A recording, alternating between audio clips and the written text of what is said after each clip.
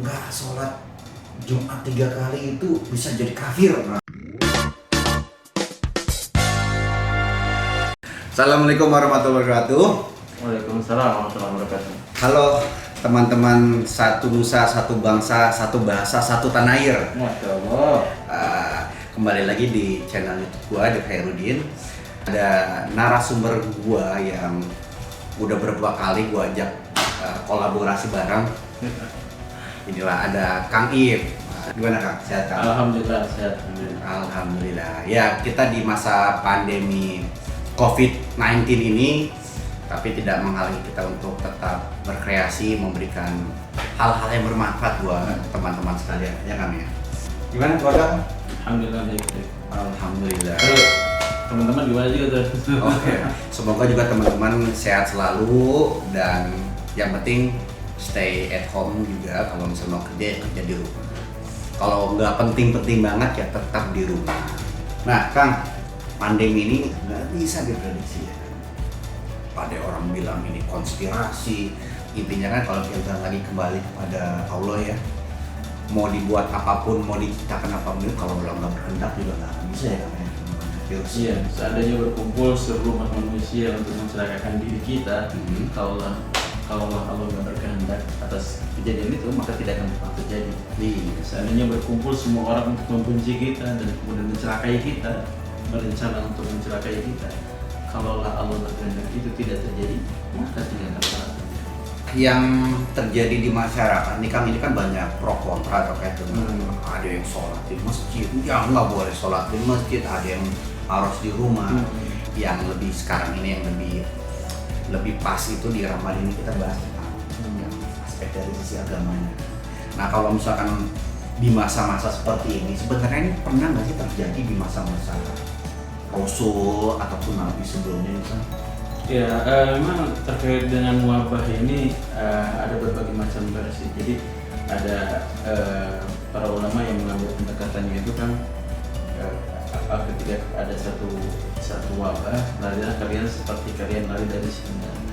Terus kemudian ada juga yang menggunakan satu kajian sejarah di mana ketika Nabi Umar berkunjung ke suatu daerah, kemudian disampaikan bahwa di sana telah terjadi virus atau penyebaran virus korela gitu, terus penyakit yang istilahnya menyebar gitu, menular.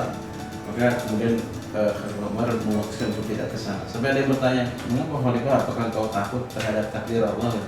Justru aku berpindah dari satu takdir Allah ke takdir Allah yang lain. Kalau dilihat dari berbagai macam sudut pandang, memang banyak hal-hal yang ini kan ada juga sebagian kalangan. Saya dulu termasuk orang yang memang sempat tidak menerima terkait dengan hal ini kan, terkait dengan sholat Jumat, sholat berjamaah dan lain sebagainya. Apalagi orang-orang yang mungkin terbiasa dengan sholat berjamaah, ketika mereka mendapati hal ini dilakukan seperti ini, mereka pasti nggak terima. Bahkan sampai ada yang bilang di mall dibuka, terus di pusat perbelanjaan tetap buka, terus kemudian transportasi tetap berjalan, kereta tetap ada, tapi kenapa mesti dibatasi gitu. Jadi sampai ada yang protes seperti itu. Artinya untuk beberapa alasan memang itu banyak orang yang khawatir takut terjadi dosa. Kan kalau dilihat dari Jumatan aja 3 kali nggak sholat Jumat itu dihukum kafir. Banyak hal-hal yang terkait dengan pendapat-pendapat yang berseliweran dan yang sepertinya kita harus ambil segera itu adalah para pendapat ulama yang memang mahir di bidangnya, ulama-ulama yang ngerti. Jangan kemudian kita karena perasaan, agama itu bukan diukur dengan perasaan, agama itu tidak diukur dengan pikiran kita. Adinu laysa biroi, lakukan adinu biroi, lakukan asfala minhu. Artinya ketika agama itu berdasarkan pikiran, pasti ketika kita wudhu atau ketika kita wudhu di perjalanan menggunakan sepatu tinggi gitu, dan ada rusak untuk dirusak, pasti akan dirusak bawahnya gitu menurut pikiran kita, karena bawahnya kotor kan Tapi ini kenapa yang diusapnya atas? Itu bagian dari syariat. Syariat itu tidak berdasarkan apa yang kita pikirkan, bukan berdasarkan apa yang kita rasakan, tapi apa yang sudah ditentukan sama Allah dan Rasulnya, itu yang kita terima. Nah ini seringkali kita ngerasa, aduh kayaknya nggak enak deh kalau kita nggak Benar, gitu. iya. Itu bukan agama, itu bukan perasaan. Jadi kalau antum masih kalau kita masih karena perasaan, udah itu bukan istilahnya ukurannya itu bukan apa yang dirasa, tapi apa yang ditentukan oleh Allah dan Rasul. Nah, termasuk ketika ada keputusan para ulama melalui Majelis Ulama Indonesia menyatakan bahwa ini dilakukan seperti ini keputusannya, maka itu kita terima dan kemudian kita yakin bahwa ini adalah bagian dari solusi yang kita ada di dalamnya, berperang untuk mengurangi lah proses penyebarannya. Jadi jangan sampai itu justru mencelakai kita, keluarga kita dan sebagainya. Kalau udah termasuk ini, artinya sudah mencelakakan, kan udah ada perintahnya walaturku biaidikum bila tahluka. Jangan sampai kita mencelakai diri kita sendiri. Artinya selama bisa kekuasaan kita, artinya MUI dengan kekuasaannya melarang atau bukan membatasi untuk terjadinya seperti ini, maka itu kita terima. Kalau perkara pasar, transportasi itu bukan wewenang dari MUI, itu jelas. Iya. Jangan. Nah, sekarang juga kan ada berita terbaru kan dari mana MUI sedang membahas lagi terkait dengan pembatasan ini, karena memang ternyata ada simpang siur lah. Di mana ada pelonggaran. Nah, MUI insya Allah akan mengambil sikap lagi terkait dengan ini. Perlu kita ambil segera keputusan perundang ini kita taati. Tapi jangan juga kemudian ini kan Den, ada di daerah yang hijau, gitu maksudnya zonanya masih hijau, berarti belum terinfeksi lah. Iya. Nah, itu udah membatasi dan jamaah dilarang. Sampai ada ceritanya ketua RT-nya, ketua RT keluar ya, sampai marah-marah dengan buarin jamaah. Padahal itu masih zona hijau. Nah, ini juga jangan sampai seperti itu. Salah ketika kita misalkan masih zona seperti itu, terus kemudian kita memutuskan untuk melakukan hal yang sama dengan di zona yang merah, itu bisa salah kaprah. Dan kita bisa berdosa untuk orang-orang yang memutuskan atau mengambil peran memutuskan untuk adanya pembatasan sholat Jumat. Itu jangan sampai seperti itu lah. Oh, jadi intinya tuh nggak jangan disamakan semuanya gitu. Betul. Kalau misalnya memang masih zona hijau itu nggak masalah gitu untuk sholat Jumat, tapi mungkin juga dengan perhatian khusus juga sih kamu untuk mencegah ya. Termasuk ini kan Den, ada satu tempat Den, saya pernah mendapati ada kejadian di mana tempat itu, komplek itu memang benar-benar sudah punya kesepakatan karena mereka sudah tidak boleh keluar lagi. Mereka akan membatasi siapa yang masih keluar masuk nggak boleh sholat berjamaah, siapa yang masih keluar masuk nggak boleh sholat Jumatan gitu. Jadi mereka masih Jumatan, masih sholat berjamaah, tetapi dengan syarat semuanya sudah karantina 14 hari dan nggak ada keluar masuk lagi. Jadi mereka sudah sepakat di situ. Jadi yang supply online semua disinfektan di awal, terus kemudian artinya nggak ada keluar lagi. Ini udah menurut saya ini kompleknya bagus banget. Itu benar-benar kesepakatan bersama dan mereka bisa berjamaah, mereka bisa menjalankan tarawih dan Jumatan berjamaah seperti itu. Oh iya. Tapi memang tetap mengikuti protokol yang ada ya. Tetap. Tapi yang menarik ini kan, tadi kan akan menyebut terkait dengan ya kalau misalkan ya kan ada kan orang kan masih walaupun keadaannya apapun masih berpikiran bahwa nggak sholat Jumat 3 kali itu bisa jadi kafir. Nah, wah itu. Padahal itu sebenarnya daerahnya itu udah termasuk zona merah gitu kan. Nah, ketika terjadi aja berdampak yang lebih parah lagi, ya justru itu akan menyalahkan. Mungkin akan menyalahkan Tuhan sendiri. Tuhan lagi akan disalahkan gara-gara itu. Kayak gimana kan? Benar nggak sih kafir masih itu 3 kali sholat Jumat itu? Nggak sholat Jumat tuh? Ya itu kan ada pengecualian. Bahkan ketika kita safar aja, itu kan ada pengecualian. Kalau kita safar boleh tidak melaksanakan Jumat tapi diganti dengan sholat zuhur. Terus ketika kita sakit juga kan ada hal-hal yang sifatnya pengecualian ini sudah ada ketentuannya. Artinya ini ulama saya yakin sudah memberikan berbagai macam sudut pandang, menyampaikan berbagai macam dalam pengambilan keputusannya itu sudah dilihat dari berbagai macam sudut lah. Misalnya jangankan gitu, kita ini apa yang dipikirkan oleh para ulama itu, apa yang dilahirkan keputusan oleh para ulama itu, mereka pasti dengan berat hati yang luar biasa. Para ulama itu orang yang ngerti agama, orang yang ngerti bebannya ketika memutuskan fatwa apa, memastikan fatwa ini dan lain sebagainya, itu pasti beban moral, terus kemudian pasti kekhawatiran dan sebagainya. Tapi itu memang harus diambil keputusan, dan itu berdasarkan pasti ada kaidah-kaidah yang memang dikedepankan. Ada salah satu kaidah fikih yang dikedepankan aja gini. Ketika kita mendapati ada satu kebaikan dan kemudaratan, di situ kita dulukan kemudaratan dampaknya dengan harapan meminimalisir, itu lebih utama gitu. Wow. Jadi ada pendekatan seperti itu. Jadi di mana kita harus mengambil satu keputusan, ada manfaat, ada madarat, dan madarat ini kita ambil segera karena mengurangi dampak yang Jadi kita lebih penting tuh untuk menghindarkan madaratnya dulu kan daripada manfaatnya dulu. Oke. Iya. Sholat kita tahu lah, sholat Jumat itu sangat banget bermanfaat. Tapi kalau misalkan ada kemudaratan di sana, lebih baik itu ditinggalkan. Iya. Ya. Jadi bukan artinya gini teman-teman, bukan sholat Jumatnya yang madarat, tetapi Iya. kondisinya. Nah. Jadi kita mengedepankan ini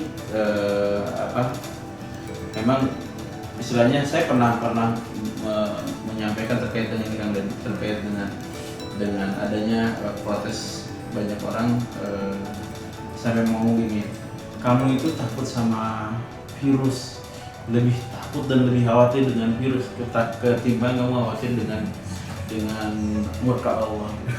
ini Itu mungkin salah kaprah kali ya. ini benar-benar Ya. wah. Jadi jangan sampai gini. Teman-teman, saya khawatir ketika kita istilahnya mengucapkan seperti ini, saya khawatir ada perasaan sombong, kiber gitu. Kalau udah sombong itu batal hak, menutup kebenaran gitu. Sombong itu menutup kebenaran. Artinya kalau misalkan kalau udah ada rasa sombong, udah jangan sampai kita juga merasa wah udah, kalau misalkan terjadi misalkan ini. Kita tetap Jumatan, terus kemudian semuanya melaksanakan Jumatan dan terjadi banyak penyebaran virus di sana. Siapa yang disalahkan? Umat Islam pasti, insya Allah pasti. Ini istilahnya bukan kamu nggak percaya sama ini dong, berarti nggak percaya sama kuasa Allah. Nggak begitu teman-teman. Ini istilahnya sunatullahnya, kalau ada penyebaran seperti ini, kalau misalkan ada wabah seperti ini, maka akan terjadi seperti itu gitu. Istilahnya itu sudah ketentuan Allah gitu. Kalau misalkan antum bilang saya mah yakin kalau jatuh dari atas, kalau Allah nggak nentuin mati mah nggak bakal mati. Antum kita loncat dari lantai 20, saya yakin nggak akan mati. Kalau umumnya sunatullahnya, ketentuannya, kalau orang loncat dari ketinggian itu sama aja bunuh diri gitu. Iya. Artinya apa kita mau seperti itu gitu. Jadi dengan keyakinan, saya yakin Allah kalau belum menentukan mati, kalau misalnya antum mati beneran di situ, gimana? Berarti Allah udah menentukan mati dia. Artinya secara prinsip, artinya sunatullah itu sudah ada. Artinya ketika antum melakukan ini, maka akan berdampak seperti ini. Kalau antum menentang ini, maka akan sama seperti antum nggak mau menggunakan rem misalnya ketika membawa kendaraan. Kalau misalkan ya sunatullahnya, kalau misalkan kendaraan dengan kecepatan tinggi tabrakan, ya pasti akan terjadi kecelakaan. Ya itu jangan sampai kita kemudian menafikan hal-hal seperti itu. Ya ikuti saja, menurut saya sih ikuti saja keputusan ulama. Iya. Kita berlepas diri, bukan berarti tidak cuek dan lain sebagainya. Kita tetap mencari landasan-landasan hukumnya. Jangan sampai qawlu ini wantum la tahu. Jangan sampai kita menerima satu ucapan dan kita nggak tahu landasan dalilnya itu apa. Ya kan memang kan itu sebenarnya kejadian penyebaran itu bukan hanya terjadi, bukan hanya udah banyak ya, udah banyak contohnya ya, bukan terjadi di kalangan umat Islam aja ya, bagi udah ada contohnya di gereja diadakan kebaktian, dan notabene ada salah satu atau dua atau tiganya pembawa fil, akhirnya satu gereja itu terjangkit gitu kan. Nah, jadi ini sebenarnya nggak, sunatullah itu nggak membatasi agama, benar nggak kan? Iya, ketentuannya seperti itu. Istilahnya kalau bahasa kita itu hukum alam lah katanya. Iya, hukum alam itu berlaku buat semuanya, nggak hanya spesifik ke agama-agama tertentu kan. Sekarang udah saatnya meninggalkan sesuatu yang sifatnya keburukan yang luar biasa, itu lebih utama daripada kita mengejar adanya keutamaan di sana. Oke.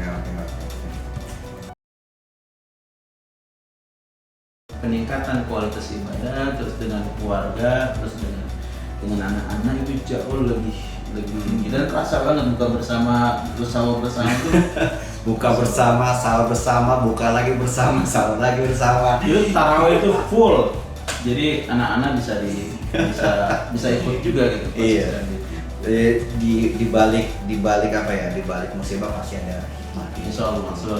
Artinya kalau kita misalkan yang kita lihat adalah kebaikan itu tertutup itu keburukan itu. Insya Allah gitu.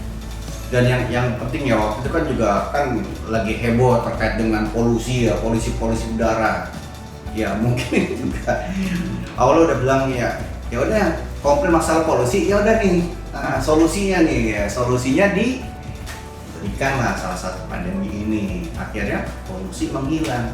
Ya kan ada di berita juga di India, udah selama kurang lebih 30 tahun nggak pernah lihat gunung Himalaya, ya kan? Padahal jaraknya itu kurang lebih 400-500 meter, 500 kilometer. Akhirnya di masa pandemi ini mereka bisa merasakan melihat indahnya ciptaan Allah Subhanahu Wa Taala. Itu salah satu hikmah. Seru juga ya Kang.